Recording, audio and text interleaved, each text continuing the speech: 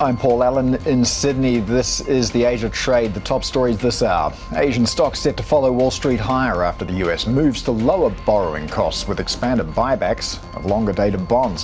SK Hynix reveals plans to buy back $29 billion of shares and return more profit to investors as it moves to stabilize its stock price. Alibaba's cloud business is set to take the spotlight when it reports earnings later, as investors propel it to the top performer this quarter in Chinese tech. And much more on earnings coming up as we hear from the Hong Kong Exchange CEO and executives from AIA and Evolution Mining.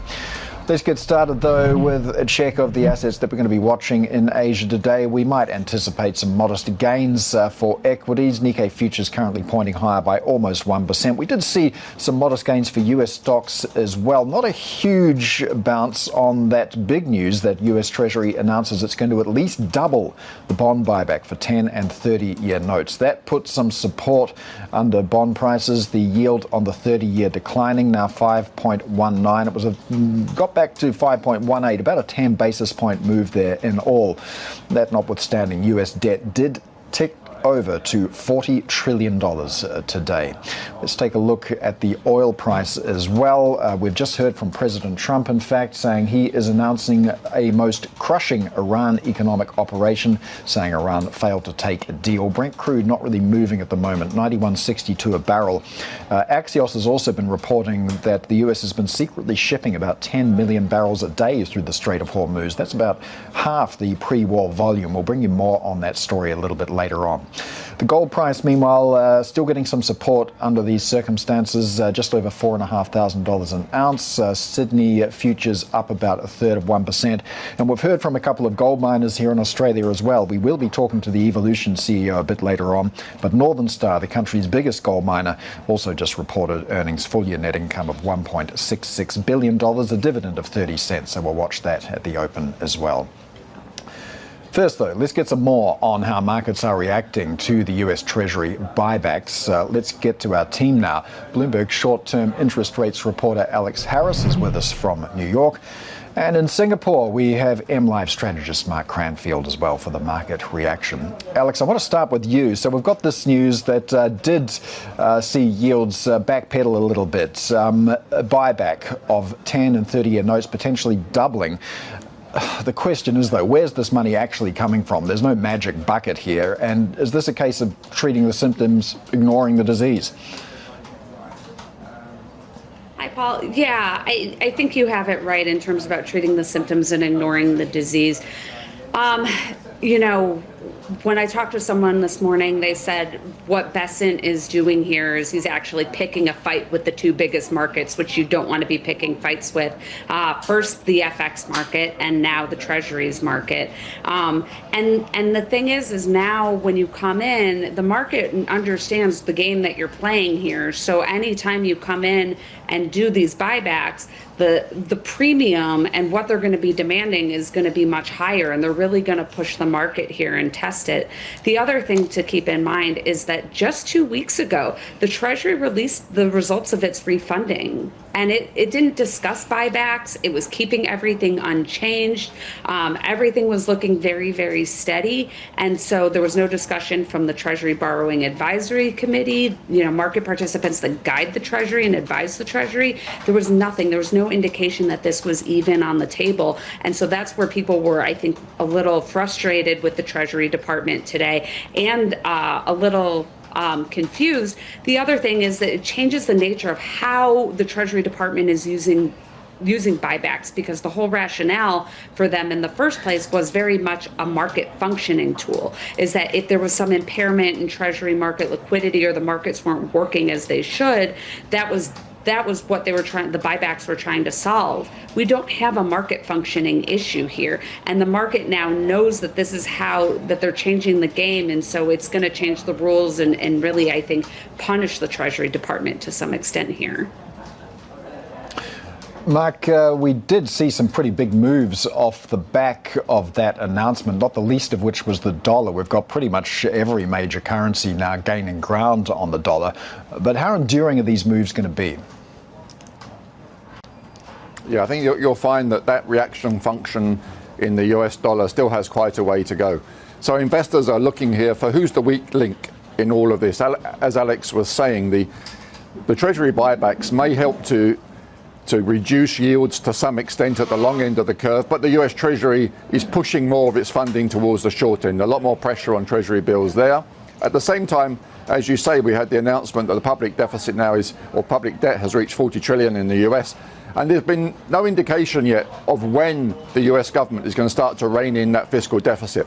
So investors can see very clearly here, you're trying to play games with the Treasury market. You're not reining in the fiscal deficit. You need a weak link. That's the US dollar. So the moves that we've seen yesterday are probably just the beginning of a much greater shift. And if you look around the world, central banks are generally skewed towards raising interest rates. This may mean that the Federal Reserve will hold back itself. They might not raise interest rates, but in Europe, in South Korea, possibly in Australia, Japan certainly, other parts of the world, they're clearly moving in that direction, which is positive for their currencies. So it's all feeding into the place where who's the person that's going to move the most? Where can investors get the biggest bang for their buck? And clearly, shorting the US dollar looks like a trade that will have legs. Just yesterday, Chinese authorities, the PBOC, the central bank there, they capped the dollar yuan rate through their daily fixing. Again, a signal they don't want a weaker currency. The flip side for Asia is it's going to help to have stronger currencies in Asia. So Asian currencies are improving. The euro had a very strong day yesterday. It seems to be gaining ground there as well. Canadian dollar's improving on the tariff deal with the United States. So everywhere outside of the US dollar, things are going in their favor. And now you've got this situation with the Treasury and the buybacks as well. It's all potentially making the US dollar a weaker product. How about the impact on equity markets as well? Because we saw some pretty modest gains in the US. What sort of pass-through could we expect to see in Asia today? Well, a lot of people will be focused on this SK Hynix deal that they're going to do their buybacks, but they're going to be very curious about what happens there, because SK Hynix had been telling people that the ADRs in the United States, they raised around $26 billion or so equivalent there. That was to help with their capital expenditure. They have very big plans in Korea, and yet now they're using that money to buy back domestic stock. So what's the story here? People will be a little bit confused about the intentions of one of Korea's most important companies, particularly after the volatility in the stock there. So you may see initial gains in the Korean stocks, but whether there's any follow through, they need to explain very carefully. Samsung is raising prices on some of its products. That will certainly boost the market there as well. But you've got a fairly fluid situation here where investors will need a lot more convincing that there's traction in these moves for Asian equities in particular. The fact that currencies are going to start to do better, that is definitely a good sign for Asia. But people might start to move to the markets where there's been a bit of a lag. So they'll move beyond Korea and Taiwan, probably looking at Japan, Hong Kong, China for potential catch-up. It's the underdogs who may start to come through in Asia now. Alex, besides the buyback that we heard from the US Treasury, we also got the Fed minutes today. 3 dissents there in favour of tightening by 25 basis points. Now, of course, the Fed can't do anything about ballooning US debt and deficits. It's really only got a couple of levers it can pull. So what are markets going to want to hear, particularly bond market, around the outlook for inflation and what the Fed might do about it going forward? This Jackson Hole speech at the end of the month's shaping up to be a pretty important one from Kevin Warsh. Yeah, I think Kevin Warsh needs to come in and show a bit of contrition here. I think he also needs to give the market some sort of sign as to how far is the Fed how far are markets willing to go, and how far is the Fed, willing to let markets run here before they start to get concerned that it's gone too far and it's done too much for them. And that's what we don't really get a sense of from Kevin Warsh at his first 2 press conferences. You know, he wants markets to play the ball and not the man or not the ref. Well, that's great, but how far is too far? And hopefully, I think what people are looking for is maybe some guidance on that front. The other thing that I'll say about the minutes that was very interesting is if you kind of read between the lines, it looks like that the committee was very outspoken about the state of the Fed's balance sheet. And this has become a very, very prominent topic in the U.S. You know, it's a we'll call it a $6.8 trillion balance sheet. Kevin Warsh has kind of made it a very big focus for him. And so I think if you look at the minutes, I think there's a bit of a pushback from the committee that they're going to have to wait to really have any meaningful discussions on balance sheet policy until they get a report from the task force. And because a lot of these issues they'd already been working on, and these are things that had been discussed by various members of the committee, Dallas Fed President Lori Logan, Fed Governor Christopher Waller. And so it seems as though the committee is kind of taking issue that they're going to have to put these on ice and really want to keep talking about these issues and moving them forward before they get the committee report. So that's going to be something else to kind of keep an eye on in the coming months beyond Jackson Hole. All right, Bloomberg short-term interest rates reporter Alex Harris and MLive strategist Mark Cranfield. Thanks so much. I want to get you back to these lines we're receiving from President Trump regards Iran. This is from a post on Truth Social. The president saying, "No one's given the Islamic Republic a greater opportunity to make a deal than me. And today I am announcing the most crushing economic operation ever taken against any country." That was in all caps, incidentally. So the president saying Iran has failed to take a deal, says they will face tremendous economic consequences. Any country that helps Iran will also face consequences. So those latest lines from President Trump on Iran. Still to come on the Asia trade. The Trump administration is poised to reduce tariffs on cars imported from Canada as part of a broader trade deal. We'll have the latest on that coming up. This is Bloomberg.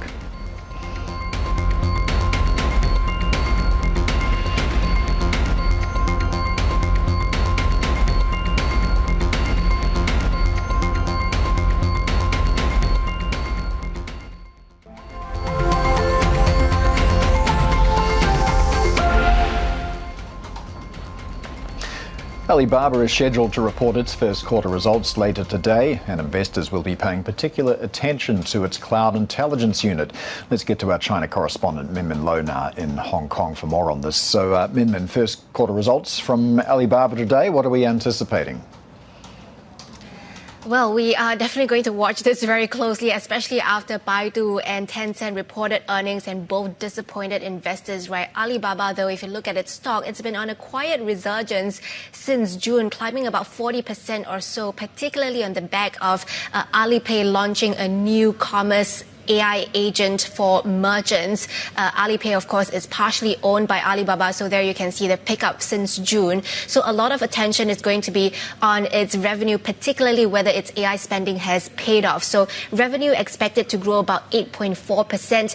Net income, though, expected to slow down from the previous year. And you can see free cash flow expected to see 17 billion yuan in negative territory. That is on par with the previous month. But again, when it comes to revenue, the key thing to watch is the cloud intelligence group revenue. That's been seeing very strong revenue growth over the past quarters. We will see whether that momentum continues, and also how closely can the company hit their target, their long-term margin target of 20%, which is quite stretched at the moment. And Jeffrey's expecting that maybe their margins could hit about 11%, which is still above the industry average.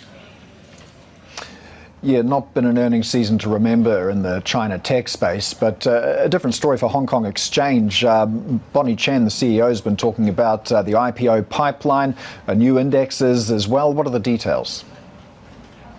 Yes, the Hong Kong Exchange delivered another record quarter of net profit. So really strong results. As you said, a surge in IPO, a surge in average daily turnover. But then if you look at the stock, actually over the past year, it's been pretty range bound, and it seems like investors are not satisfied, right? So Bonnie Chan talked about how she's going to, over the next few years, really focus on an multi-asset strategy to build up not just the equity business, but also the fixed income and currency trading ecosystem.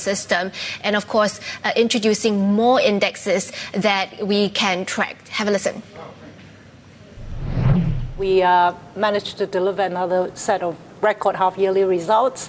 Well, for the rest of the year, let me say or answer your question, on two aspects. So first of all, starting with the primary markets, obviously the momentum is strong. As you know already, we have in the first 7 months of the year already exceeded the total IPO fundraise for the whole of 2025, and the pipeline remains strong. Why I wanted to talk about it is obviously that is a very key component of the whole flywheel, right? With the new IPOs, it helped with boosting our daily turnover. And that obviously is, it comes through in the secondary market turnover activity level has remained very high. So year to date, our ADT is already above 280 billion Hong Kong dollars, again ahead of the number last year.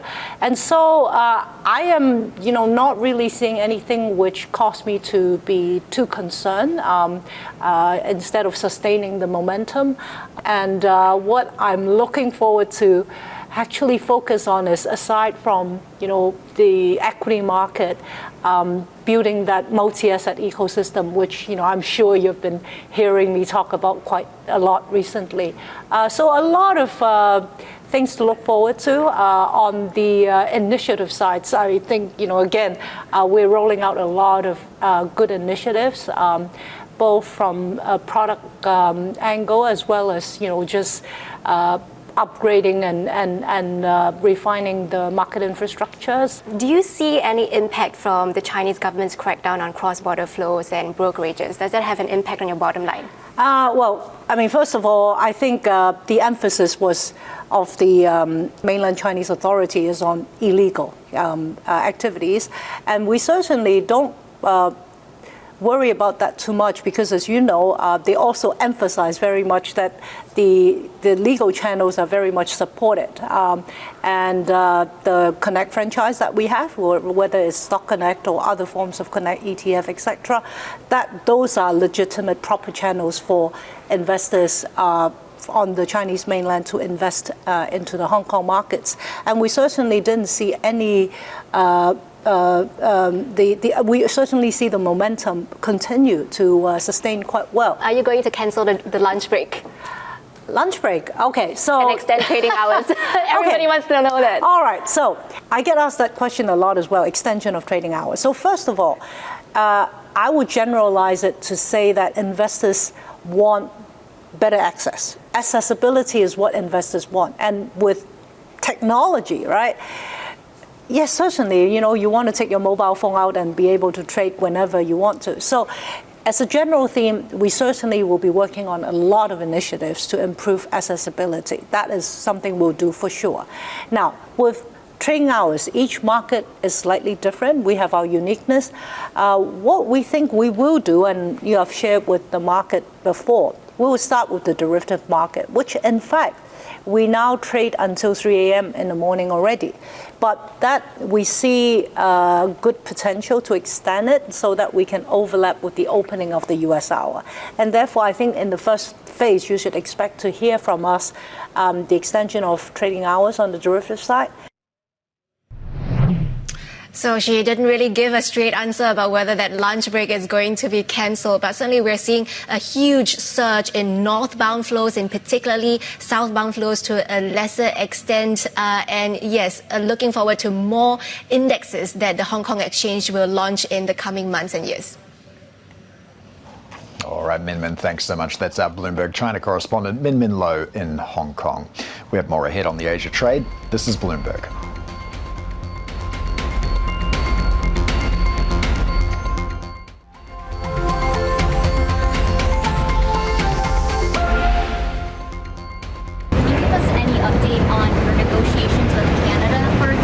We had a very good conversation with the Prime Minister last night, and we've come to a deal with Canada. As you know, the 50% tariffs across the board were going on against Canada today, and they called yesterday and they gave us the points that we had to have. Very fair deal for both. Is the U.S. going to lower tariffs on Canadian autos or we're doing certain things. Got to give something, and we're doing certain things. They were paying a high number. We're reducing it a little bit. It's good for everybody. That's President Trump there speaking with Bloomberg's Tyler Kendall about progress on a trade deal with Canada. And our sources say a tentative deal would lower tariffs on certain Canadian exports of steel and aluminium to 25% and cut duties on Canadian auto exports to 15%. Our Canada Executive Editor Derek DeCluett joins us now from Toronto. So, Derek, tell us what we know so far about the shape of this deal. Yeah, the details have been a bit slow to come out, but we know that steel and aluminum and autos are part of the thing, and that was key for Mark Carney, that he really needed some relief from the U.S. tariffs on that, because those industries in Canada, they're really built around exporting to the U.S. So we've seen significant layoffs at steel mills and at auto plants, and even a couple of auto plants that currently aren't producing anything, in part because of this uncertainty. So the bet here by Mark Carney's government in Ottawa is that a bit of certainty is good in exchange for having to pay these tariffs for for a longer period of time. And in fact, on the autos thing, because it would include a bit of an exemption for the parts of the vehicle that are made in the U.S., it's actually somewhat of a lower tariff than 15%. So somewhat of a compromise. How's it going to be received by the Canadian public? Is Mark Carney going to be able to bring people on board? I think that's a really open question at this point, because, again, we don't know all the details yet. We know some of the details that I've just described. And there are certainly things that Canada has to give up here. They are giving up some of the retaliation that they have put in place to try to protect certain Canadian industries. One of the big ones is that Carney has asked the provinces to put U.S. wine and liquor back on the shelves. It was taken off last year as part of a protest against Trump's tariffs. So will Carney be able to get those provincial premiers who've got a fair bit of power on board with that? Still an open question. It seems like the answer is probably yes, but we have not really heard yet. And of course, there's the broader political context of Carney was elected last year as the guy who said, I can stand up to Trump. I know how to negotiate good deals. I'll get a good deal for us. Is this going to be a good deal that protects jobs in Canada? That is the question on which, he is going to be judged and his government will be judged. All right, Bloomberg Executive Editor for Canada, Derek DeCluett, thanks so much. The top global headlines that we're following. The US is reportedly conducting an operation to transport oil through the Strait of Hormuz. Axios cites US officials saying they're using a southern route along the Oman coast. Meanwhile, ship tracking data shows 3 China-linked supertankers U-turned in the strait in the past 2 days. Risks to shipping remain elevated, with President Trump saying no talks are underway with Iran on resolving their 6-month war. North Korea has denied any direct communication between its leader Kim Jong-un and President Trump. The denial came even as Trump said he expects to meet with Kim this year. A statement from Kim's sister, Kim Yo-jong, says while relations between the leaders remain excellent, hostile US policies towards the North have not changed. We have more ahead on the Asia trade. This is Bloomberg.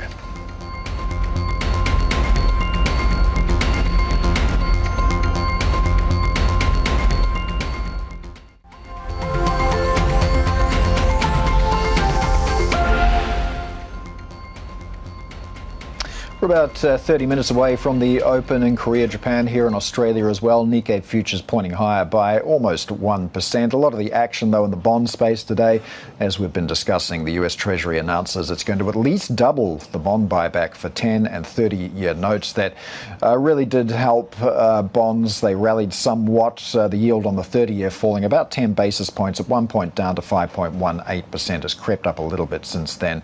Bond futures currently ticking a little bit higher right now. There was a profound impact on the US dollar as well. It fell against all of its major peers. The Korean won, one of the best emerging currencies. The Japanese yen did some favors for that too. It's now got a 158 handle. Well, Hong Kong-listed insurer AIA reported a 13% growth in the value of new business in the first half of the year. The growth to $3.2 billion was led by strong sales in key markets, including Hong Kong and China. Joining us now exclusively is the CFO, Garth Jones. Garth, thanks so much for your time today. And of course, that value for new business metric, the most important one in your earnings, and the number even better for China, up 26%. So can this momentum be maintained into the second half?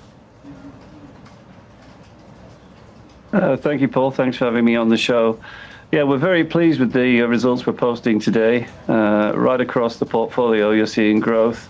You saw, as you said, our value of new business grew to a record high of $3.2 billion. And we've also seen strong growth, double-digit growth in our earnings and in our cash production. So with that, we're very happy. We're very pleased. We saw a 13% growth in our operating profit after tax per share. And we've seen our rate of return, our ROE, growing to 17.5%. That's a record. So you're seeing not only strong operating profit, but also you're seeing the impact of our disciplined capital management coming through in our numbers. As you say, we had growth right across the portfolio in our four growth engines of mainland China, grew by 20%.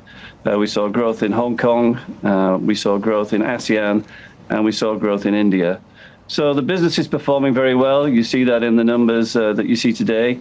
And you also see our confidence in the future. We grew the dividend again by a further 10%. And we've now grown the dividend every year since IPO, even through the COVID years. So we're confident in the future, and our outlook is positive.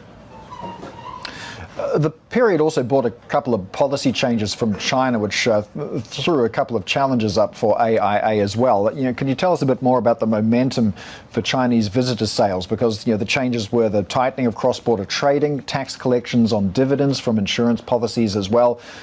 Talk to us about how you've navigated that and what it means for the momentum of that Chinese mainland traffic. Yeah, we focus on the fundamentals of the business, Paul. And what we see is our products and services meet the real demands of people, their real needs. People come to Hong Kong for a range of reasons, and they buy our products not really for tax reasons. They buy our products so that they can access high-quality health and protection products. They can access financial planning solutions, access to a diverse range of investments, and get trusted professional advice from our advisors. So we see continued demand for that business, and we've seen that through a range of environments over the past 20 years. Since the news flow started more recently, there's a lot of noise around at the moment. We saw that there's continued demand since that started in May. We saw that the second quarter was stronger than the first quarter. And our highest month was June. So we're confident that demand will continue into the future. The Chinese government doesn't necessarily share your views on the motivations of those Chinese visitors. Can you foresee any further potential tightening of those rules? The rules around this business have been in place for some 20 years now, and we've seen continued demand throughout. We continue to see demand from the mainland Chinese visitors, but also actually in the domestic segment in Hong Kong, that grew by 23% in the first half. And we've seen demand actually right across our portfolio. Clearly, the mainland Chinese visitors is a part of our portfolio, but we have a broad-based business, and fundamental demands are still there. As I say, it's a business that's been around for a long time. We believe that it will continue to have strong demand. Now, earlier this year, AIA said it's also trying to build up its high net worth business. Can you give us an update on how that is progressing and where a lot of those new clients are based? Yeah, we're seeing that business has been growing well. People come to Hong Kong and Singapore in particular to grow the business. We see that the solutions that we have are very attractive to our customers. Clearly, they have a great trust in AIA as a brand. We're very secure, and we look after our customers. We give them great advice and great customer service. So the international centers of Hong Kong and Singapore have continued to grow. And it's part of Hong Kong's efforts to continue to be a global financial center. We're very supportive of that. Hong Kong is our home, and then it's a great place to do business.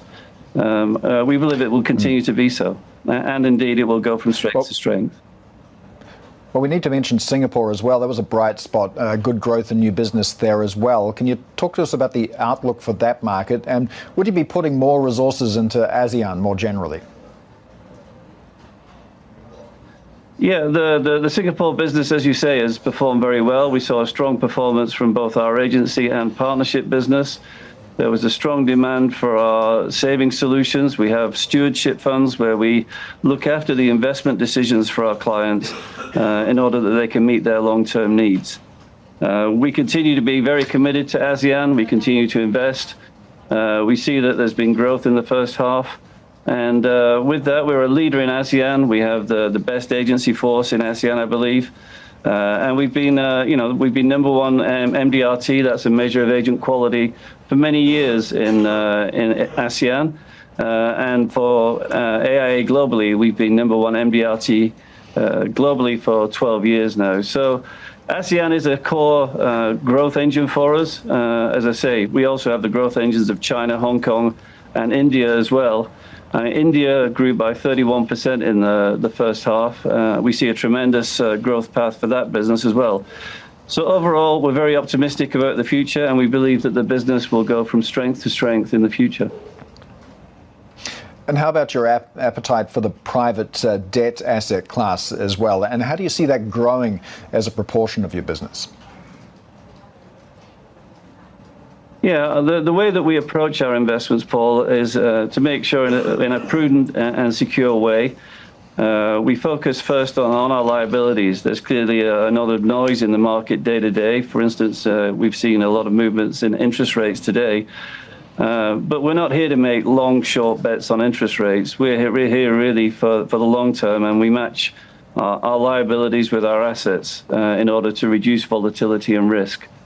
So with that, we pass that to our investment colleagues who invest the money very prudently. If you look at private credit, for example, it's less than 3% of our portfolio.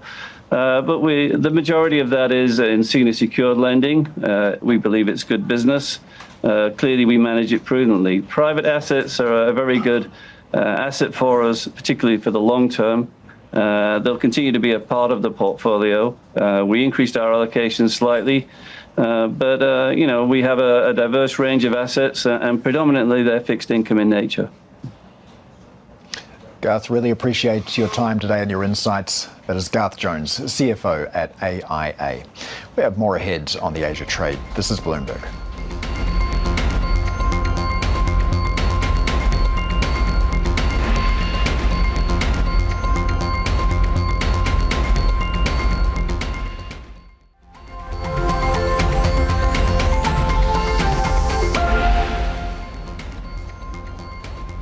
The latest now from the corporate front. Kuaishou's US-listed shares fell after earnings dropped the most in 5 years, hit by higher revenue sharing payouts to creators. Net income slipped to $467 million for the second quarter, while AI outlays rose 35%. Income from its live streaming business also fell, offsetting most of the growth in its larger online marketing services business. Shares of AI cloud company Nebius closed in the red after news it's tapping the convertible bond market to raise $4.5 billion. The company is looking to raise money for building data centers to meet AI demand. The firm already raised about $4.3 billion in convertible bonds earlier this year. That was on the back of a deal with Meta. Moderna shares surged by a record, and Merck gained double digits as a personalized vaccine against the deadliest form of skin cancer showed promise in a large late-stage trial. The Moderna vaccine, combined with Merck's immunity drug Keytruda, prevented melanoma returning after surgery. It's the first positive final stage trial report for any mRNA-based cancer therapy. Let's take a look at how commodities are tracking at the moment. We'll start with the oil price because we've had a little bit of news on that front today. We've got Brent crude holding on there at 91.62. Kind of feels like the new normal at the moment. We did hear from President Trump a little bit earlier saying in a Truth Social post that Iran had failed to take a deal.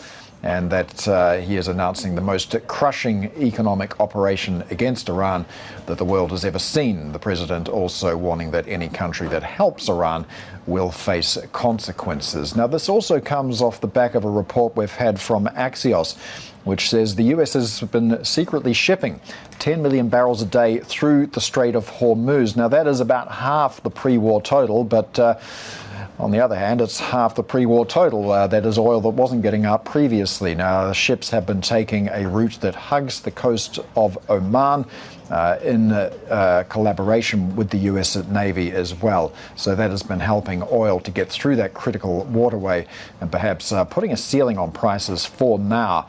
We seem to be trading in a pretty tight range on crude at the moment. Now, we've seen some action on gold prices as well, getting a little bit of support off the back of that announcement from the US Treasury that it will at least double bond buybacks for 10 and 30-year notes. A couple of big gold miners reporting in Australia, among them Evolution and Northern Star as well. So we'll check in on some of the stocks to watch when trade does get going in Australia. Earnings season, of course, in full swing at the moment. Goodman Group's full-year operating profit meeting estimates as the industrial property developer continues to expand its data centre pipeline. Fortescue's full-year profit fell despite buoyant iron ore prices. This is as China's property slowdown and negotiations with its top Chinese customer continue. And I mentioned Northern Star there, the country's biggest gold miner. It reported stronger full-year earnings as it targets higher production and advances key growth projects. Australia's second largest listed gold miner, Evolution Mining, reported a full-year profit of almost 1.5 billion Australian dollars. That was up 59% from a year ago. Now, it also announced a higher final dividend of 21 Australian cents a share. We can now get more on the result and the 2027 outlook with Evolution CEO and Managing Director Lawrie Conway. Lawrie, great to talk to you as always, and thank you for joining us. A record final dividend. So is this the plan going forward? Keep returning money to shareholders as these prices hold? And is that payout ratio something that could be tweaked down the track? Morning, Paul. Thank you for your time.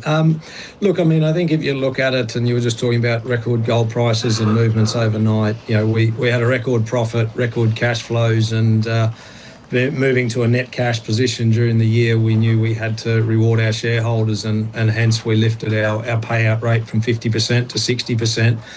And given the moves overnight, if gold holds at those levels over the course of the year, then the cash flow generation we're going to have in FY27 will be a lot higher, and we'll continue to look at how we can give some of that back to shareholders.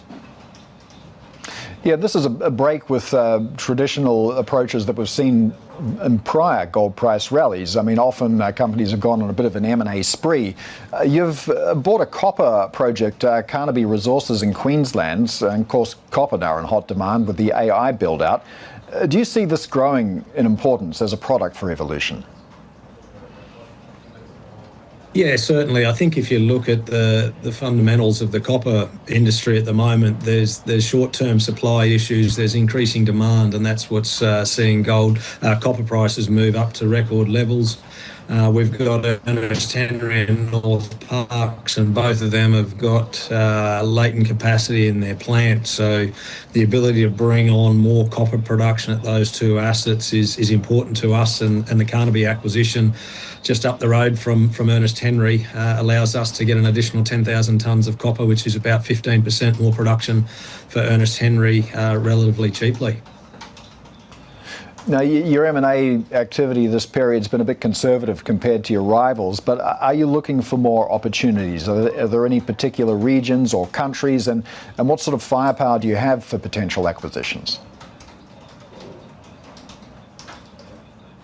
Yeah, I mean, while we've done some smaller acquisitions in the last sort of 12 months, we've been investing more into our existing assets because of the growth opportunities we've got in the portfolio. It doesn't put pressure on us to do deals. That being said, we're always looking for opportunities, and the areas, you know, we've always said tier one jurisdictions, that's in Australia, North America are our primary focus, and in those sort of deals that we've been doing recently and in the exploration space have more been centred around North America, and I think that's what you'd see us to continue to look at. one of your peers, of course, Northern Star, it's doing a review of its assets. Do you see any of their assets that might be appealing? Are you looking at any of their projects? I think, when you look at their portfolio, unfortunately, the assets that we would really like to be involved in are probably the assets that they're not going to be looking to sell. I mean, the other ones that sort of the tail end of their asset portfolio, we'd certainly have a look, but it'd have to be something that's going to improve the quality of our portfolio, and we'd have to see what that looks like. But I think, as they go through their strategic review, we always have to look at what they may be considering and see if there's opportunities for us. And how about in terms of your own CapEx, organic growth and expansion? Do you have any plans in that regard for the next few quarters? Yeah, so our guidance for this year, sees us advancing our growth projects at North Parkes, where we're developing a new underground mine, at Ernest Henry, again, developing a new underground mine, and at Cowal, opening up new open pits. All of those extend the mine life and grow the production rate at those three assets. So we'll advance those over the next 2 to 3 years and bring those into production sort of FY29, FY30. And that's sort of where our primary focus is right now. And that sort of sees us spending about $1.1 to $1.15 billion on those projects, which is up a couple of $100 million on what we invested last year. Now, just in terms of the macro picture, we saw a bit of US Treasury intervention in the bond market today. We've got yields, though, rising. Really, that's the direction of travel. Central bank buying of gold continues as well. We've got geopolitical tension. So in that environment, what's your forecast for the gold price? Yeah, what you just said there, Paul, sounds a little bit like what I presented at the Diggers and Dealers Forum a couple of weeks ago. When you look at it, central bank buying is now at its sort of highest levels for a long time. Central banks holding more in gold in reserves than they are US Treasury since 1996. I think as you look at the geopolitical tensions, you look at inflation and the central banks around the world looking to hold more of gold than they are treasuries, that gives us a good outlook in terms of what's going to happen with the gold price. And then you look at what the US did last night, and they've got $8 trillion worth of debt that has to roll over in the next 12 months, and that's certainly going to put pressure on the markets there as well. Would you care to put a number on that? I'll be wrong, but I think you're going to see the short term. You're going to be sub $5,000 an ounce, but in the next sort of in about 12 months' time, I think you'll see us being back between $5,000 and $5,500 US dollars an ounce, which is about $1,000 an ounce higher than where we are today. All right, Lawrie Conway, Managing Director and CEO at Evolution Mining. Thanks as always for your time. We have more ahead on the Asia Trade. This is Bloomberg.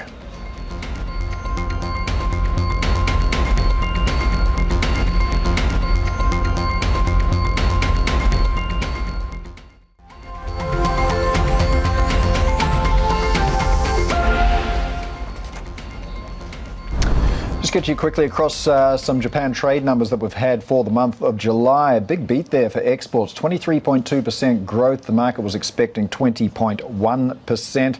And the import bill, unfortunately, jumping as well. Imports up 20.7.8%, which was also more than expected. The yen softening a little, 158.26 at the moment against the greenback. We want to get you across this story as well, though. General Motors, Ford and Hyundai have all retreated from Japan at one point or another after struggling to persuade car buyers to switch from domestic Japanese brands. BYD is now betting that it can be the first to break that pattern. For more on how the Chinese car maker plans to do that, Bloomberg senior editor Reid Stevenson joins us now. So, Reid, why are Japanese consumers going to buy BYD when they're not interested in any other foreign car brand? Indeed. I mean, you just mentioned the import numbers there. This harkens back to the 80s, where you had, trade friction between Japan and the US because Japanese car buyers weren't buying American cars. as you just mentioned. Now what we're seeing is another attempt, but this time by BYD, the company that everyone knows is trying to conquer the global EV market. And what they've done in Japan is really interesting. They've targeted the K car segment. It's actually the largest segment in Japan. It's the smaller, fuel efficient cars and trucks. And what happened was BYD executives came to Japan not so long ago. Remember, this is like China speed time, and said, oh my God, there's a market segment that we don't have a product for. And so they went in, developed this new car, and are going squarely after the incumbents. So it's a really interesting case of how BYD's ambitions are leading it into segments of the market that many didn't expect, but it's also putting Japanese car makers on notice. And the real test here is to see whether Japanese car buyers are going to respond to this. Yes, well, they are very brand loyal. What are the chances of success here? And if so, is BYD perhaps the architect of its own demise? Would this be a template for others to follow? Indeed. I mean, look, they're going where others have failed. So it's really just going to be interesting to see how this all plays out. So far, look, the price is compelling, even though the subsidies aren't as good for domestic models. But, they've come out with a compelling product. The reviews that I've seen so far are pretty good, actually.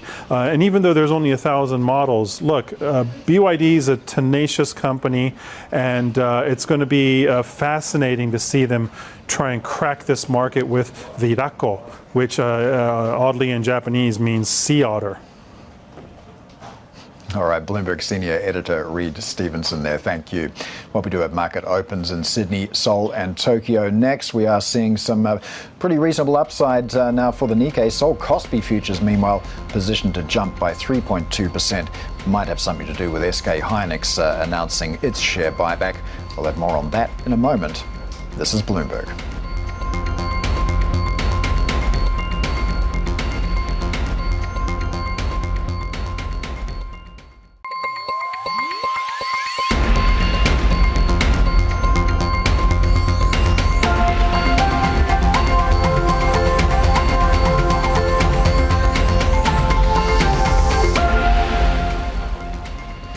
This is the Asia Trade. We are counting down to Asia's major market opens. We'll be getting underway in about 40 seconds' time. A couple of big macro factors to watch out for as well, not the least of which was the US Treasury announcing it's going to at least double the bond buyback for 10 and 30-year notes. That's going to start on September the 9th, although does look rather like treating the symptom rather than the cause. However, we had a modest bounce in the US markets, and we're expecting that to pass through to Asian markets today. Take a look at Kospi futures, better by more than 3%, although a lot of that's probably down to SK Hynix announcing a buyback of 40 trillion won, about $29 billion worth of stock. That's going to see them take possession of those shares and then cancel them, concentrating the shareholdings of those existing shareholders. Now let's take a look at how we're going at the open here. We have got the Nikkei losing a little bit of ground at the moment, off by 3.6%. I beg your pardon, it is now up by 2/3%. We did see some pretty decent export numbers for Japan a moment ago for the month of July, rising 23.2%. That was much better than expected. The yen strengthening a little bit off the back of that announcement from the US Treasury, 158.26.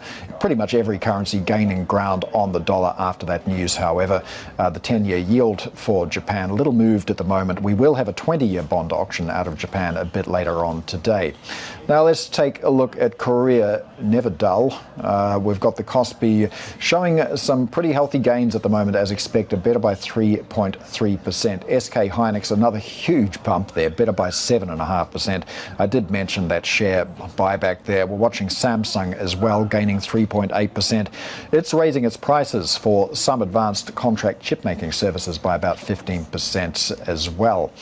Now, a lot of the action today in the bond space, as I mentioned, and that's helped put a bit of a lid on yields. We saw the 30-year yield pull back about 10 basis points at one point during the US session. It has settled a little bit higher since then. The 10-year holding pretty steady at 4.6427. That's the one that Treasury Secretary Scott Bessent says he really watches. Yields slipping a little bit there as well.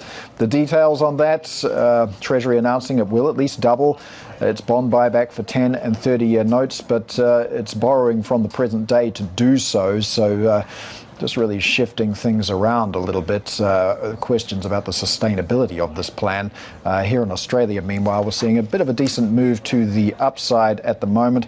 A couple of stocks to watch there. We've got Fortescue Metals was just out with earnings a short time ago, announcing net income of 2.87%. That stock's losing a little bit of ground. We're off about 1.5% at the moment. Meanwhile, Australia's largest gold miner, Northern Star, also out with results today. Net income at $1.66 billion. Pretty chunky dividend for shareholders as well, 30 cents. That stock's up about 6.7%. The broader index higher by 0.5%. Gee, that was a lot to get through. Let's get some more on markets now. We're joined by Amy Shear-Patrick, Head of Income Strategies at Pendal Group. Manages about $70 billion in funds. Amy, great to see you as always. Great to see you too, Paul. And I do want to start with the bond buyback. What's your key takeaway from that? Because bond market liked it for now. How long is that going to last? No, and only one bond market liked it. I looked at Australian government bond yields this morning and our swap yields. Well, didn't really care too much. And I guess it makes sense, right? Because that's US Treasuries is what the US Treasury is targeting, and they're not going to buy back any other longer dated bond securities. But as you said, is it treating the symptom or is it treating the cause? And at the end of the day, the US Treasury has, $2 billion worth of funding to do per annum at its current pace. It needs to roll over about $2 billion of debt every month, actually, $6 billion every quarter. So, you're just shifting the problem around. It actually reminds me a lot of all other sort of intervention that we've seen from other central banks. For example, Japan intervening in the yen. It gives you a little bit of temporary stability in markets, but does it really stop it from going any further? And then a question from me is really, what was it so special about, what happened? What was it overnight? Was it over the last week? Was it 470, the level on US 10s? Is that the pain point for the administration in terms of their debt costs? Yes, I think the bond market learned something, really. It knows where the threshold is now. Yeah. Interesting day for it to happen as well, with US debt hitting that psychological figure of $40 trillion. I mean, there's nothing the Fed can do about this. This is a fiscal problem. But how does it get resolved? In an orderly way or a disorderly way? How does it get resolved? Look, for me, with the bond markets, it often comes down to considering both the demand side and the supply side. And I think quite often I have difficulty digesting narratives that are just supply side focused. We've got too much debt coming down the pipes. US government is issuing, hyperscalers are issuing. There's simply too much debt. Therefore, we have to have more term premium in the bond curve. We have to have, higher real yields at the long end as a result. But we often forget the demand side of the picture. And right now, clearly, there isn't enough demand for haven assets in the US. So supply is outstripping demand. But that tipping point will come at a point when these borrowing costs are simply too much for the economy as a whole to take, and that weakness in the economic cycle will naturally spur demand again for safe havens. So I don't think this is a bleed in yields into infinity, but right now clearly we're in for a lot more volatility. And what's your view on inflation as well, particularly against this backdrop of nothing getting resolved in terms of the Middle East conflict? It feels like $90 oil is kind of where it's going to be at for a while if we're in a stalemate. So how does that impact second-order inflation effects? And I mean, the Fed can't do anything on the fiscal side. It can fight inflation, but will it? Can it fight inflation, and how much does it need to fight? So there's a sticky inflation problem in the US, but that was long the case before the Middle Eastern crisis flared up. And what I have been surprised by, and I think what the entire market's been surprised by, is actually how contained the second and third order effects from the oil crisis have been on actual inflation prints so far. Will that continue, though, you say, so far?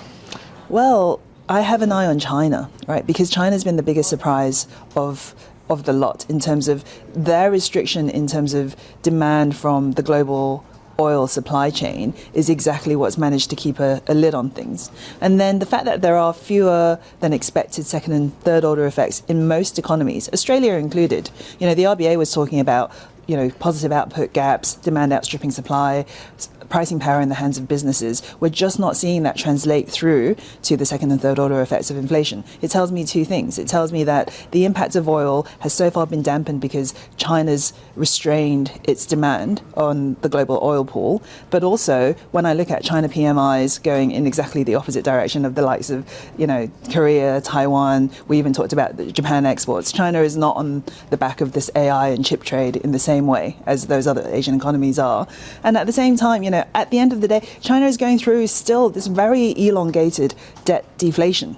And it's just going to take a long time. And so with China dragging everything down, maybe this is where the impetus for the turn in bond yields eventually comes. I don't hold out hopes anytime soon, though. We also have a very important and growing in importance Jackson Hole meeting coming up at the end of this month. I mean, there have been concerns in the market about Kevin Walsh's commentary around inflation. What needs to be said at that speech at the end of the Jackson Hole meeting? What needs to be said?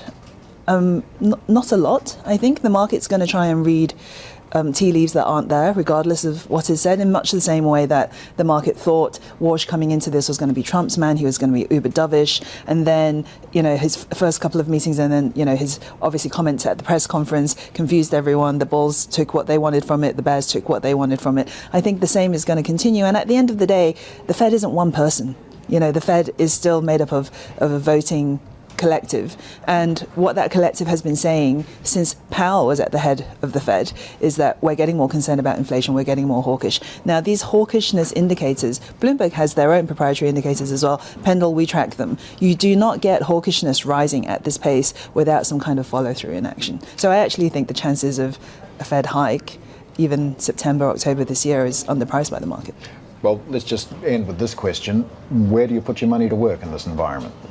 I still like Australian investment grade credit. But what's interesting about our market is that the hyperscalers have come here. So yesterday, Alphabet did a $5.5 billion Australian dollar issue, taken down really well by the market. Not seeing great secondary performance yet. And the nervousness here is obviously, will more hyperscalers come? But at the end of the day, our market contains far better spread of credit quality and real economy diversification. And that's where I like to put my money. All right, Amy, thanks as always. That is Amy Shear-Patrick, Head of Income Strategies at Pendal Group. Now, Asian stocks are going to be pricing in both micro and macro news today as FX and Bitcoin move sharply. For more, let's bring in markets reporter Anthony Stevens. Anthony, what are you watching? Yeah, it's an interesting start to the day, right? There's a lot of moving parts. So let's start with Korea, as we seem to always do. And as you said right off the bat, Hynix is really strong here on the buyback kind of news. But it's faded quite significantly from the highs of last night's next trade. So it'll be very interesting to see whether Korean retail really buy into that. And on the back of that, you do see some strength in the Korean market overall. I just want to highlight a couple of interesting things. Samsung Biologics quite strong here on the back of that big move in Moderna. The pharmaceutical sector is emerging as an AI play as drug development starts to get supercharged. So it'll be very interesting to see if the Chinese and the Korean pharmaceutical names can continue on their outperformance here. Lastly, Naver is interesting. It's a Bitcoin play in Korea, one of the region's kind of exchange plays on Bitcoin. You see some early strength here, and it'll be interesting to see whether it can catch up to the rest of Korean tech as it's lagged. Now flip the board to Japan, and you kind of see a very interesting picture here. A lot of moving parts around macro. So first off, you have again the Bitcoin leader in Monex. That's another exchange that's quite strong. And again, it was a laggard. Let's see whether it can catch up. Kioxia kind of, I put it on there because it's a bit quiet given what we've seen in the US, what we've seen from Hynix. This has not really recovered from the huge hammering it took yesterday, where it was down more than 10%. So let's watch that name as a kind of a symptom of what is going on in the tech trade. But on the Japanese auto side, you do have some idiosyncratic news. This Canada tariff story really helps the Japanese, given that they have their supply chain across the border between the US and Canada. So this is a left field winner of these tariff concerns from the US and Canada. Now flip the board lastly to Australia, and we do see this earnings story in Australia playing out in a very dispersed manner. You had the miss more or less from Fortescue because the Chinese market for iron ore is really weak. It's kind of not having any of the other metals that we saw BHP benefit from. On the other side, you see Rio Tinto and Evolution really benefiting from that pop in gold. That was really interesting. Lastly, you continue to see oil stocks lag spot oil. People are not that excited about oil as a commodity story against stuff like copper and gold, and that continues to be a play in the stock market. Oil is quite strong, but the oil stocks are not. All right, Bloomberg Markets reporter Anthony Stevens there. We have more ahead on the Asia trade. This is Bloomberg.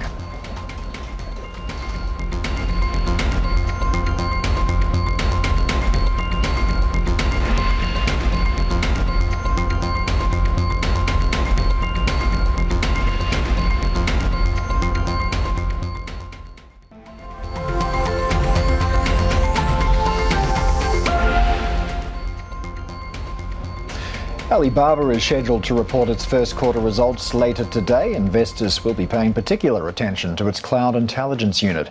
Let's get to China correspondent Min Lo in Hong Kong. So, Min, the cloud, of course, in focus. What else are we looking for in these numbers?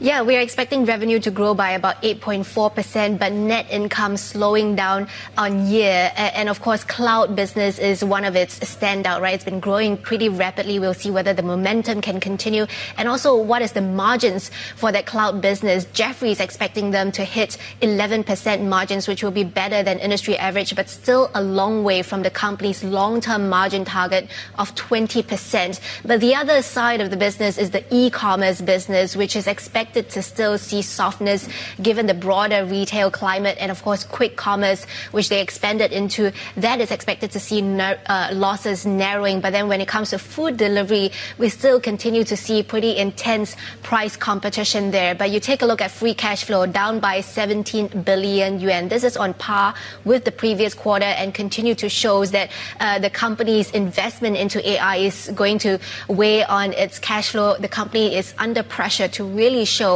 transparency in the cost of its AI spend, particularly after Tencent reported recently and changed the way they report it to show more transparency in how they're spending on AI. Well, it's not really been a fantastic reporting season for a lot of these China tech names. I mean, among them, Kuaishou, there seems to be pressure everywhere for this company. Can you tell us a little bit more about that and how the outlook looks?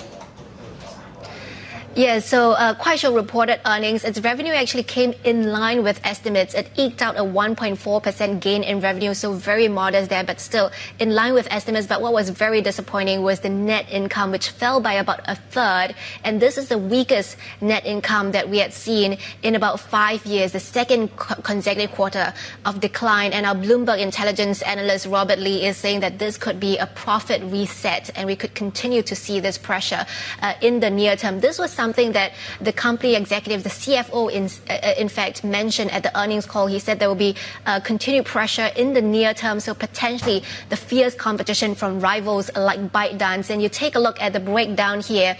The big decline was on live streaming revenue, down by 13%. And again, this speaks to the weakness in the broader economy. The online marketing services was up by 4.4%, but this is expected to face pressure in the second half of this year. What was doing well, though, was the Kling AI app. That's a text-to-video generator, which saw a 200% growth in this quarter. But still, that momentum is slowing down because the previous quarter saw 300% growth. And of course, the cost of maintaining that is very, very high, right? The compute cost to create videos from text. But this is one of the market leaders when it comes to text-to-video generators, especially when it comes to commercialization and monetization. So that's one of the few bright spots for Kuaishou. All right, Bloomberg's China correspondent Min Lo there. Let's check in on SK Hynix shares in Seoul, seeing some pretty chunky gains there, up by 8.2% now. This is after it revealed plans to buy back $29 billion worth of shares and return more profits to investors.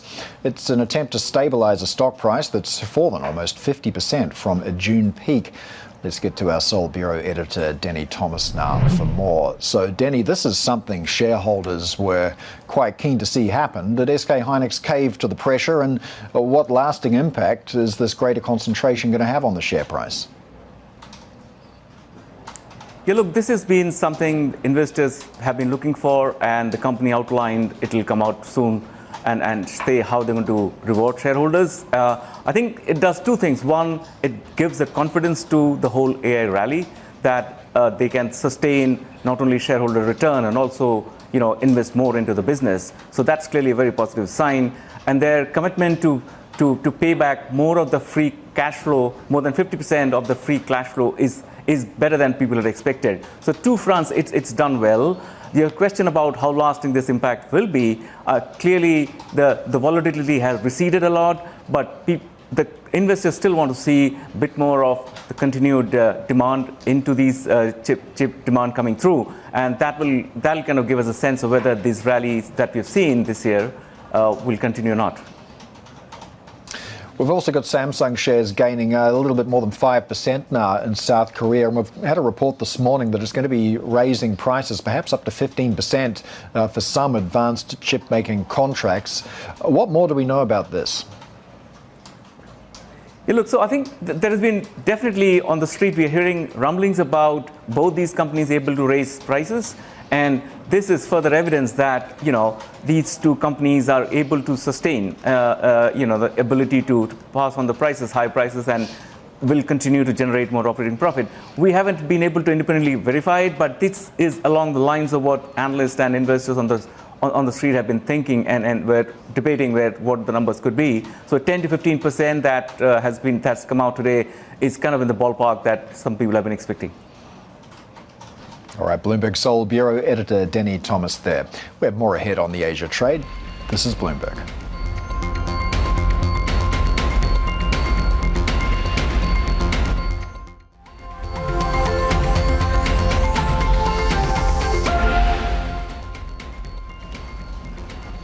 President Trump says the US is launching what he calls unprecedented economic warfare against Iran after saying Tehran failed to take its chance to make a deal with him.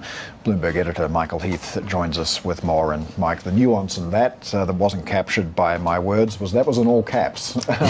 So what does this mean? Which country can endure more economic pain here, Iran or the US? Well, I mean, look, history would suggest Iran, because it's been, it's basically one of the most heavily sanctioned countries in the world and has been progressively over the past, almost 5 decades. But nonetheless, the US does have some additional options out there. One of the ones that's mentioned, and I think President Trump mentioned as well, is the exchange houses that, when Iran sells oil, say, to China, it needs to convert it into currency, from yuan to currency it can use and stuff like that could perhaps be cracked down on. They're in countries like the UAE. Another one is to sort of target Iran's trade partners. And it's interesting, the UAE has said it's cutting economic ties with Iran. Now, it was Iran's biggest trade partner, so that might fold into what we're talking about here, but there wasn't a lot of detail in the report, obviously, apart from a lot of caps. So we'll sort of just have to wait and see. But nonetheless, it does suggest that the military option sort of is really receding into the background at this stage once we're talking about this sort of action. Well, the crisis notwithstanding, oil is apparently still getting through the Strait of Hormuz. The president had some remarks about that as well. Let's take a listen. The Strait, last night we had a lot of boats come through. We have possession, complete control of the Strait. I mean, outside of nuisance value, and there is nuisance value when they shoot a drone every once in a while, and not everybody's going to go through, but they come through. And over the last couple of weeks, we've had a lot of oil coming out. Now, those remarks dovetail with the report that we've had from Axios as well, which suggests oil is making it through the Straits. What more do we know about this? Yeah, it was a very interesting report. The idea is that the southern route next to Oman, that the US has been conducting almost like convoys through there, where you'll have a group of ships that line up, and they'll then all move together under the cover of, this is usually done at night, presumably with the transponders off, but under the cover of US aircraft, etc.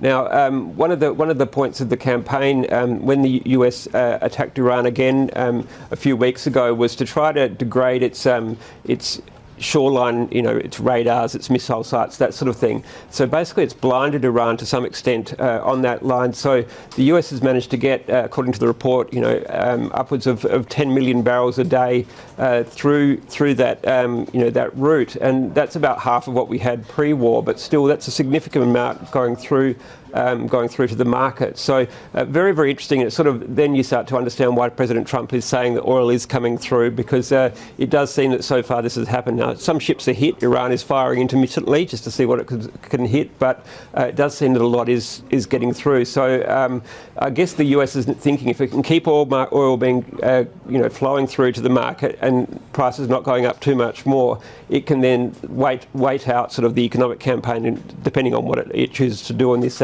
economic D-Day, as President Trump called it. What does this mean for oil prices going forward? And this is something we touched on yesterday as well. Are we going to be parked at this $90 a barrel level? Because obviously, or can this situation go on forever? Yeah, I mean, look, it really is a question, I guess, of how much goes through, how much confidence as well, that the market has that this can keep going. I mean, Iran apparently has already restored some of its radar capabilities. So if we see an increase in attacks and disrupting this route, presumably that would mean that oil would then go up. But, if the market is being supplied reasonably well, then perhaps we do see a lid on it. And this is the situation we're in for an extended time, with the caveat, I'm not an oil analyst, so but just my thoughts at this stage. All right, Bloomberg editor Michael Heath there. Let's get to the top global headlines that we're following. Bloomberg's learned that a tentative trade deal would lower US tariffs on certain Canadian exports of steel and aluminium to 25% and cut duties on Canadian auto exports to 15%. Sources say this is part of a broader pact that would see Canada drop retaliatory trade measures. The concession represents a significant win for Canada's auto industry and car makers, including Toyota and Honda, that export vehicles from Canada to the US. North Korea has denied any direct communication between its leader Kim Jong-un and President Trump. The denial came even as President Trump says he expects to meet with Kim this year. There was a statement from Kim's sister, Kim Yo-jong, says while relations between the leaders do remain excellent, hostile US policies towards the North haven't changed. She says Trump's decision to scale down military drills with South Korea is not even worth commenting on. We have more ahead on the Asia trade. This is Bloomberg.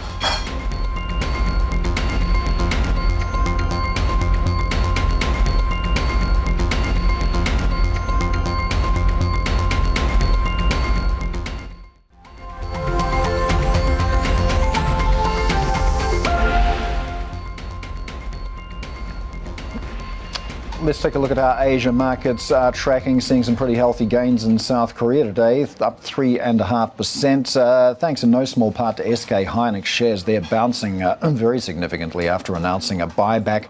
$29 billion shares. Those shares will be cancelled. More money is going to be returned to shareholders, and there'll be a greater concentration as well. So the market very much liking that news, helping support the index as a whole. The Nikkei, meanwhile, also showing some gains of just over 1% at the moment. Here in Australia, meanwhile, the ASX better by about 0.4%. We've seen Fortescue shares moving into positive territory now after some initial declines. The fourth biggest iron ore miner in the world saw its net income down about 15%, dividend of 46 cents there. Northern Star was the big gold miner also reporting today in Australia, net income of $1.66 billion. Stocks are broadly stronger in Asia as long-end bond yields calm down. Chinese markets, though, are looking at weak US tech leads and a muted earnings season as well from its internet companies. Anthony Stevens is back with more for the setup on China today. So, Anthony, what are you watching in those Greater China stocks?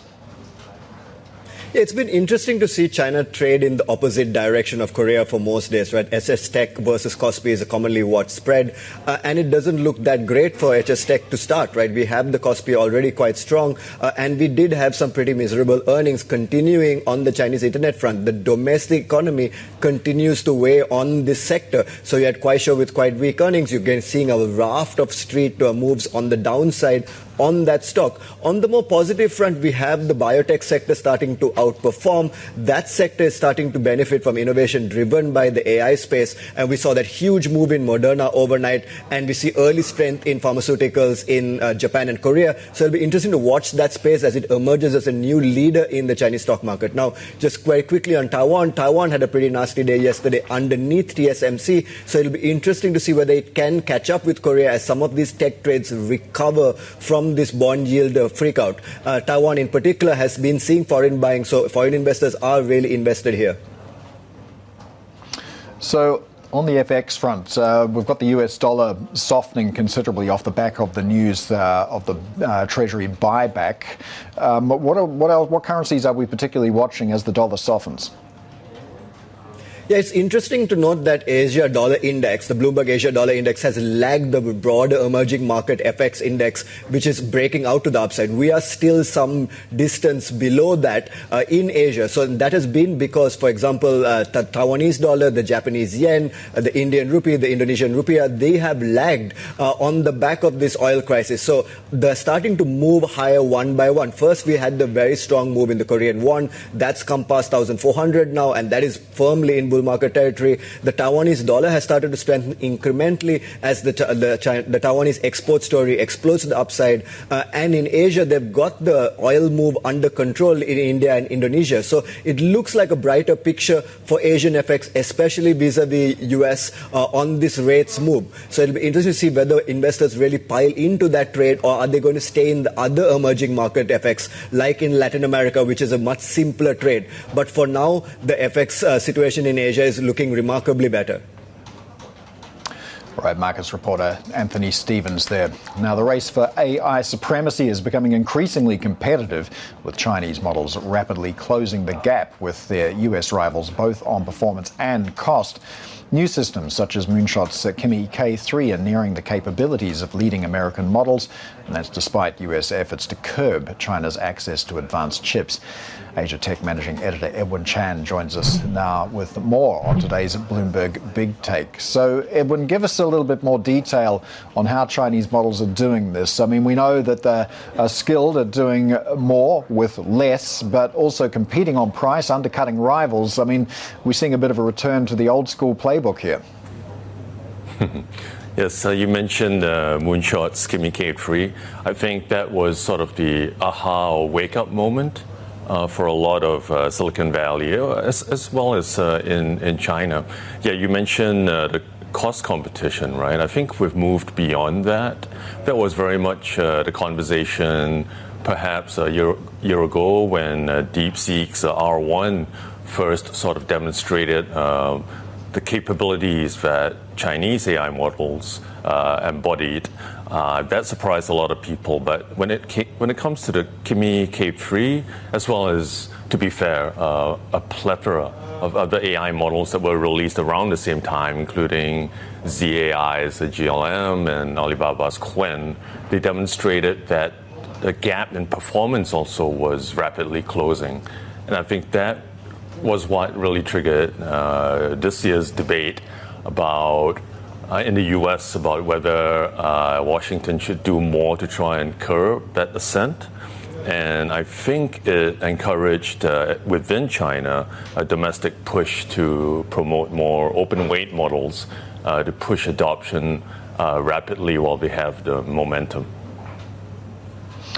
So where is this battle heading next? Are we likely to see, more trade curbs, more curbs on access to technology, more innovation, or a combination of these factors? I think almost certainly there is a conversation, debate, and discussion going on in DC about policy. I think, famously, since 2022, there have been pretty stringent curbs on chips, for instance. I think what the Trump administration is struggling with is how to apply the same sort of restrictive policies to essentially AI models that a broad swath of U.S. businesses use and rely on. There will be, I think, severe backlash against attempts to rein in adoption of Chinese open weight models, at least in the near term. All right, Bloomberg's Asia Tech Managing Editor Edwin Chan there. And we have more ahead on the Asia trade. This is Bloomberg.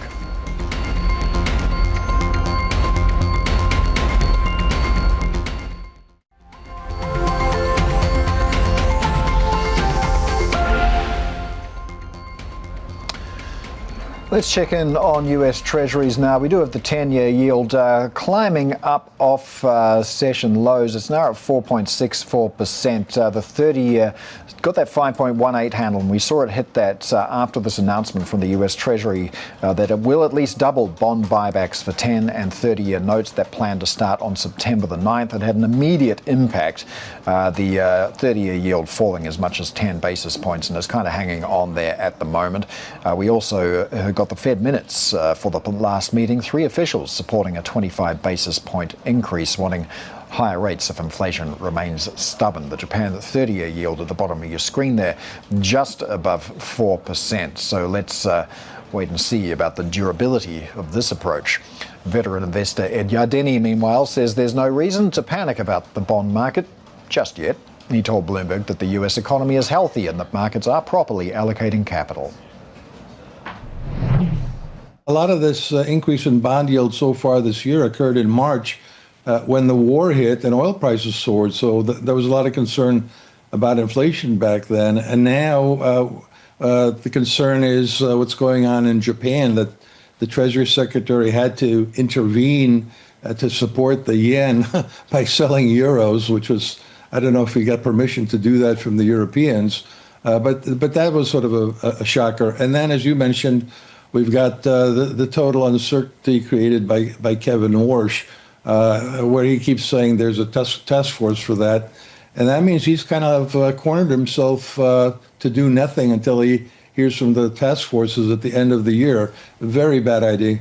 Ed, we've lived with a lot. We've lived through a lot. Certainly since the pandemic, this market's got through a lot. I recall a conversation I had with Bill Dudley, the former New York Fed president, where early on coming out of the pandemic, he was talking about Fed funds that might need to get to 5%. And at the time, it sounded absolutely crazy, because if you said to anyone in this market, the Fed would take rates to 5%, they would expect the economy, both the economy and the market, to crater. Sure.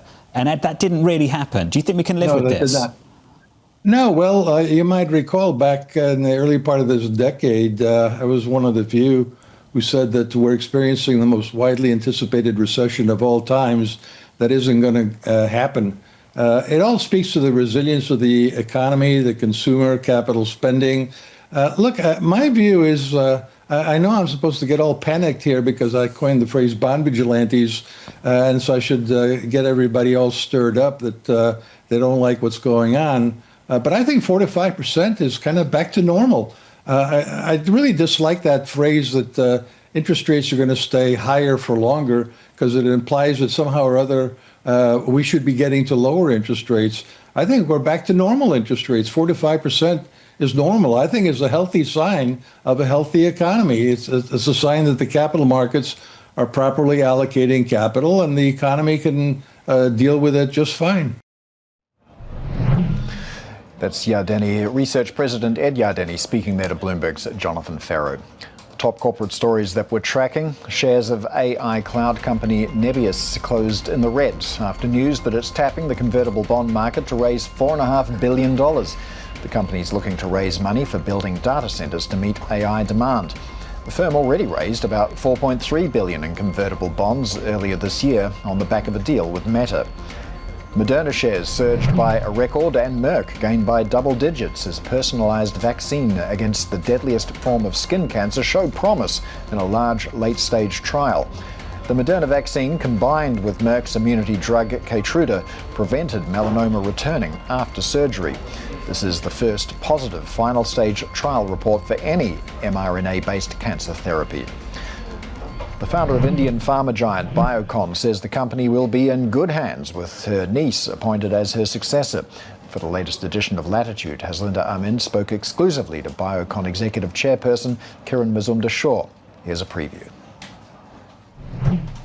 I've been thinking about succession for a long time, I'm 73 today, so even when I was entering my 60s, I said, I better think about a succession plan, because I've built something big and I want it to last. And I just felt if I really want Claire to take over from me, I need her to earn her stripes. So I actually challenged her with setting up Bicara. And she's done an outstanding job, taking Bicara to where it is. So she understands entrepreneurship.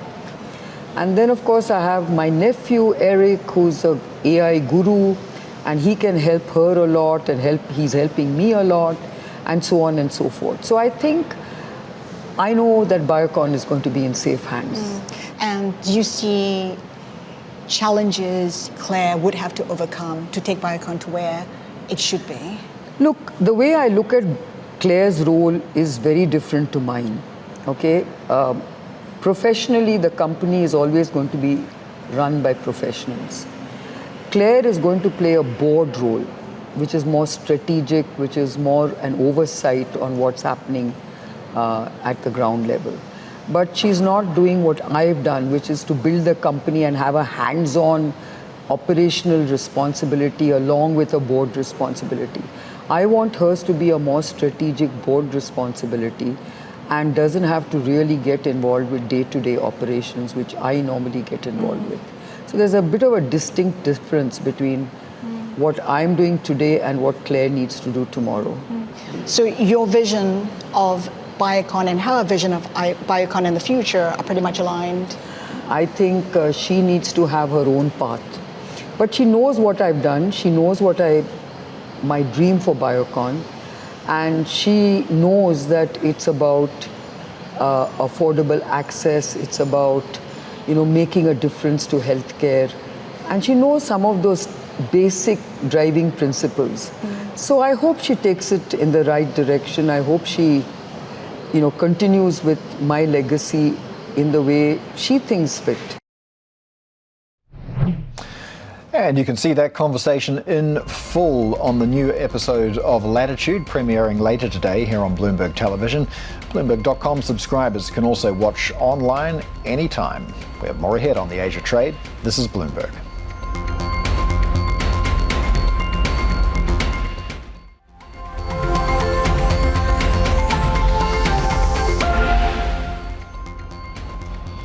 Hong Kong's stock exchange has reported a 21% rise in second quarter net income, fueled by robust trading volumes and a jump in IPOs. CEO Bonnie Chan told us more about their listing pipeline and the perceived competition between HKEX and its mainland Chinese exchanges.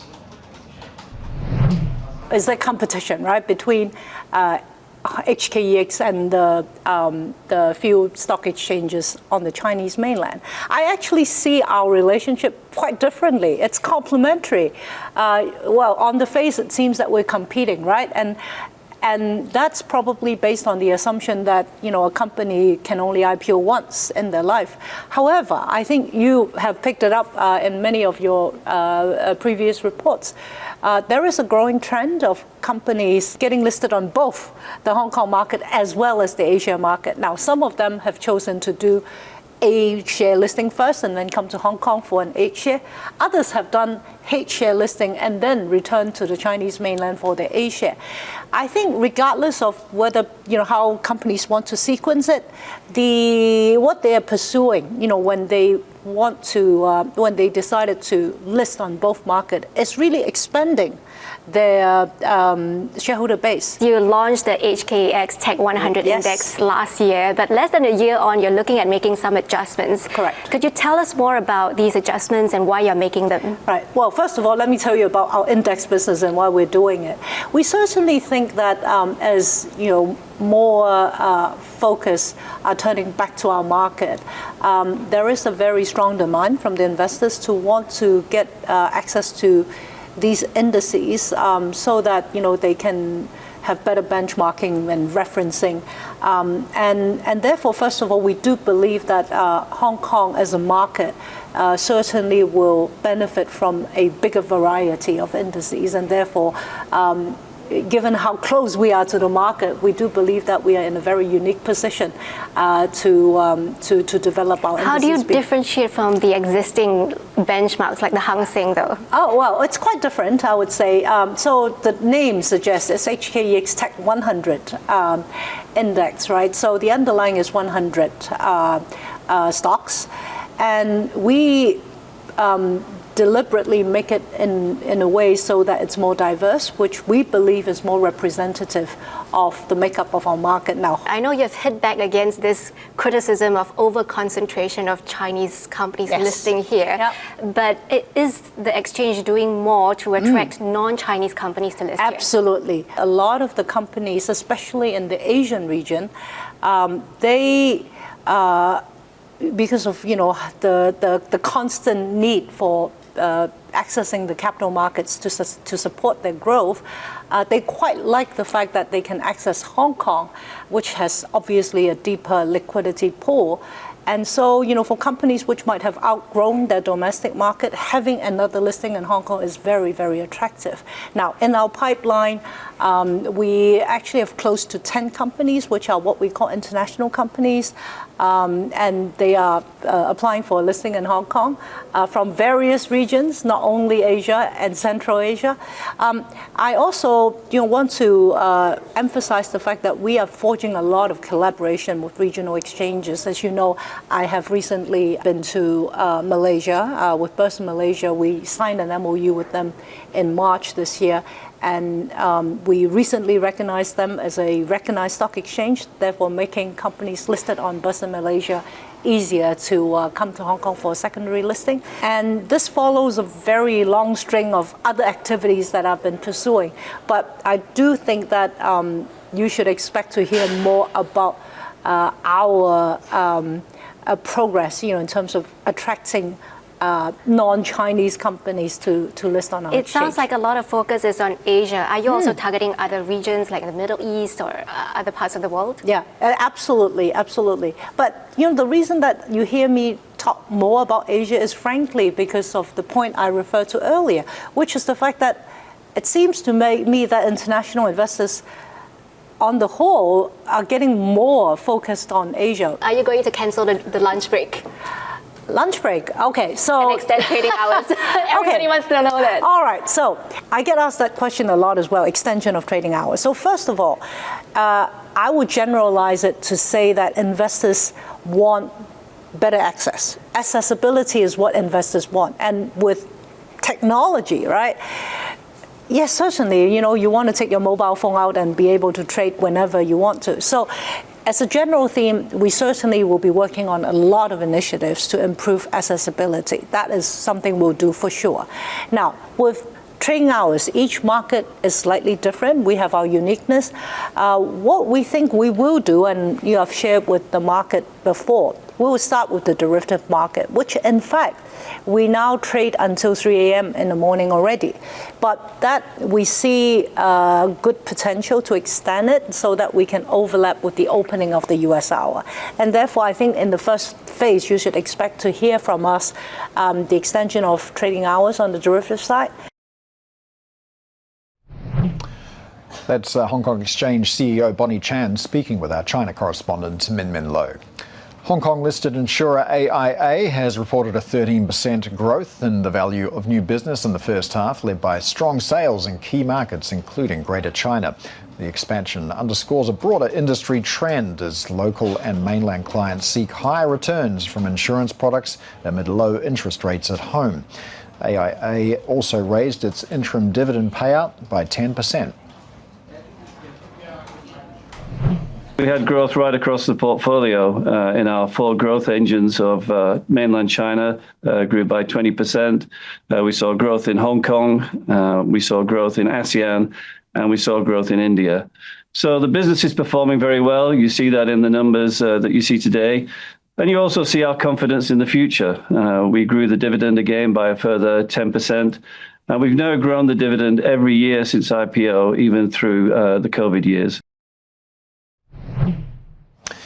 Let's check in on how some of the Australian stocks are moving at the moment that we've heard from this morning. It's, of course, the thick of earnings season here as well.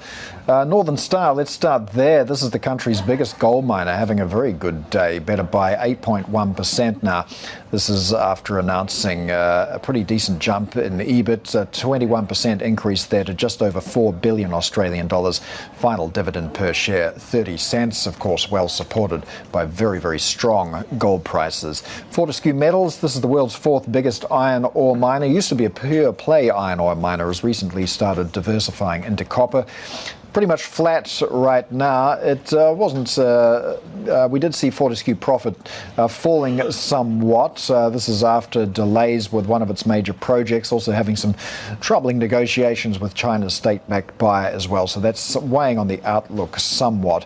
Net profit there of $2.9 billion for the 12 months to the 30th of June. Fortescue Metals having a dividend there of 46 cents. Revenue was up 9%. Goodman Group, another stock that we're watching. This is a diversified real estate company. Full year results mainly in line with guidance, but it's got a very strong data center pipeline, which analysts are welcoming it very warmly. Let's take a look ahead to the open of trade in Hong Kong and China. Meanwhile, keep an eye on tech stocks, particularly Kuaishou. Earnings falling there by the most in 5 years. We'll be hearing from Alibaba a little bit later on. But Hang Seng futures pointing higher by about 1%. Futures in Taiwan better by 1.2%. That is it from the Asia Trade. Markets coverage continues as we look ahead to the start of trade in Hong Kong, Shanghai and Shenzhen.